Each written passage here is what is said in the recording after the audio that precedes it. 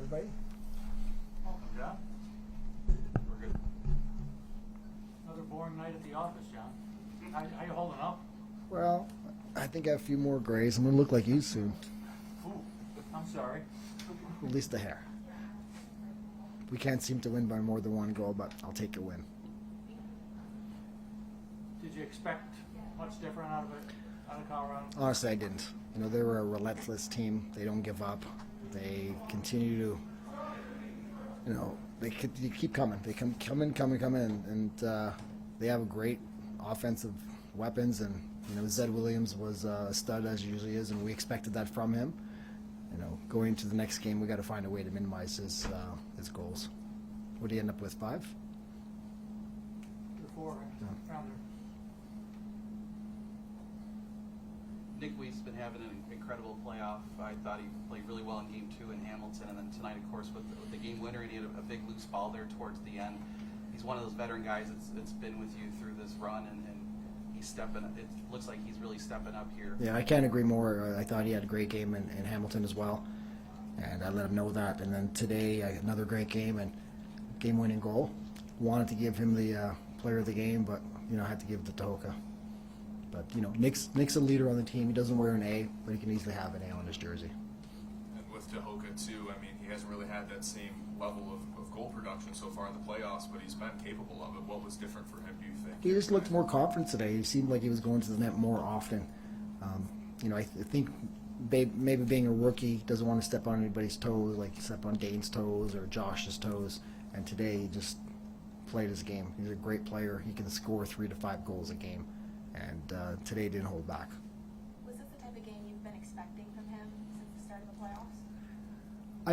I expect him to play like that all the time. It's just a matter of time. Again, he's a rookie, and he's had games like this before this season, and it's not surprising that he was as successful he was today.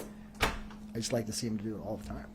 But again, like when you have a team with so many weapons, like our offense does, it's hard to be the guy who scores 4 goals every game. And you know, from the 7 offensive guys, Josh and Dane, you know, they usually carry the load in terms of having the ball in their stick.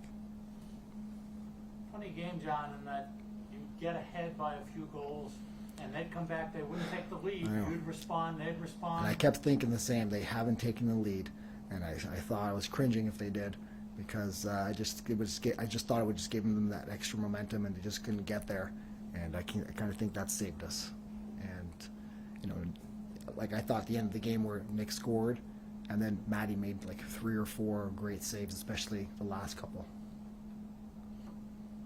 Did you feel like you were coaching inside a pinball machine in terms of noise tonight? That's about as loud as I've heard it play around. You know, I told the guys at the beginning of the year, I said, you know, I think we had like 4,000 or 5,000 people when we started the season because of COVID, and I said, wait till this place is packed. It wasn't packed, but this was their closest experience to the real Bandit land, and it was, you know, very loud, and you know that the guys feed off that energy, and I think it definitely helped us today. Having Adler was a huge difference. You know, bringing him on midway through the season, and he paid dividends tonight. And he may have prevented some of those face-up wins. Probably prevented Colorado from taking that important lead at times tonight because he maybe keeping those possessions. I agree. Face-offs are really important to stop runs and create runs as well, or maintain a run. And I thought Max did a wonderful job, and I thought he did a great job in the first half, but he wasn't getting rewarded for it. And that was part of the halftime talk was we need to help at the face-off circle, get in and fight for those loose balls. He's pulling them out. Let's get the possession. And I thought we did a better job in the second half. Any early indication what made the issue? He hobbled off there. I know he came back and took maybe the last drop. But Yeah, something with his leg, lower body, and I'm not sure what happened. We missed him a couple times, and then the last face-off, they were going 4 guys on 0, and we saw that, and we had time, so we pulled him off, put McKay, because McKay's a defender. We didn't want to take the risk of him coming off and then going on a 5-on-4 or 6-on-4 because their goalie's pulled. So we put McKay, and then when we did that, then they countered quickly, and then they put somebody else in. They put one guy back. That's what it was. So we just left McKay just in case. Earlier this week, you talked about when you guys lost to Colorado in 2006 in the finals, how in 2008 maybe you guys had learned a lot throughout that experience. You see similar parallels with the 2019 team after losing, then you get back to the finals this year and maybe not take any opponent as lightly as potentially. I mean, that's all I've been talking about is, you know, the last few times we've made the championship, you know, Calgary, Colorado, we've been the favorite, and we had home floor advantage. The Colorado series was a 1-game series. The Calgary was a 2-game series, and we lost all 3 games. So I personally like being an underdog, but when you're a favorite, I think it's harder. Like they came in our building, they're not supposed to win. You know, they had a great game. You know, if they won, you know, they're sitting pretty. They're going back home. They're thinking they're going to win at home. So no pressure on them. We come in our building, we lose. Now we're going to their place. They have all the momentum in the world. So there's a lot of pressure on the favorite team to win. And I thought our guys did a great job of fighting off a resilient team.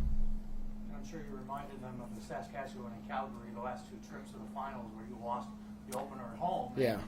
Well, so Saskatchewan, they had a home floor advantage. No, we did too. Yeah. Yeah. I forgot about that series, but they seemed to be favorite. They were just a great team, and yeah, we blew that game too. Forgot that. Here's what I know: we've made 11 championships. We only have 4 championships to show for it. We need to improve that average. That's the one thing as a player and as a coach.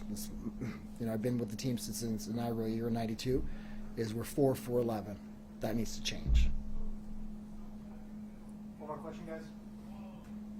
What are you kind of expecting when you go to Colorado next week? I mean, we talk about the atmosphere here, but how different is that going to be? Yeah, I would say they have the next best crowd. I think it's called the Loud House, and it's pretty loud there as well. Again, they have an advantage having their fans. If they're used to the thinner air, I guess it is harder to breathe, and that's where they played most of their games. And I know when we were there, we were sucking wind a bit. We did play 4 games in 8 days, so I don't know if that had to do with it or if it was the altitude.